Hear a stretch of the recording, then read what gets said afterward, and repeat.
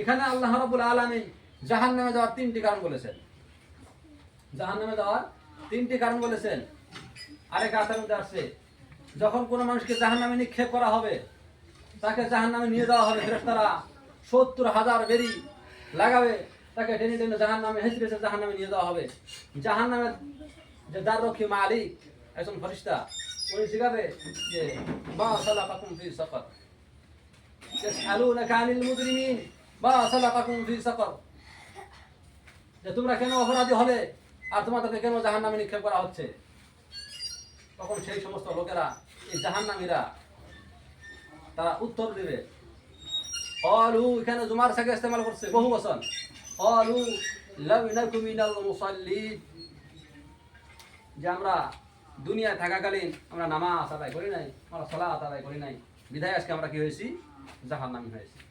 আচ্ছা, এই কথাটা দেখে আমি একটা কথা আপনাদেরকে জানতে চাই, যে ক্বালু লাম নাকু মিনাল মুসাল্লিন, এই শব্দটা কোনো মুসলমান মানুষে বলবে না কোনো কাফির মানুষে বলবে? বলেন তো বেশি। এই কথাটা কারা বলবে? ক্বালু লাম নাকু মিনাল মুসাল্লিন, যে আমরা দুনিয়া থাকাকালীন নামাজ পড়ি, এই কথাটা কে বলবে? না, এই কথাটা বলবে মুসলমান। কারণ মুসলমান ব্যতীত অন্য কোনো ধর্ম অবলম্বী লোকের উপরে নামাজ ফরজ না। তাহলে এই কথার দ্বারা বোঝা যাচ্ছে কি, যে মুসলমান এরাও জাহান্নামী হবে, আর এরাই বলবে কি ক্বালু লাম নাকু মিনাল মুসাল্লিন। এখানে একটা কারণ, আরেকটা কারণ হচ্ছে ওয়ালাম নাকু নুতিমুল মিসকিন, মিসকিনদেরকে খানা খেলানো, গরিব ভুকা যারা থাকে এদেরকে খানা খেলানো একটা সওয়াবের কাজ। এই কথা রাসূলুল্লাহ সাল্লাল্লাহু আলাইহি সাল্লাম হাদিসের মধ্যে বর্ণনা করে দিয়েছেন। সুতরাং দেখা যায় এই কথাটা বলবে কারা?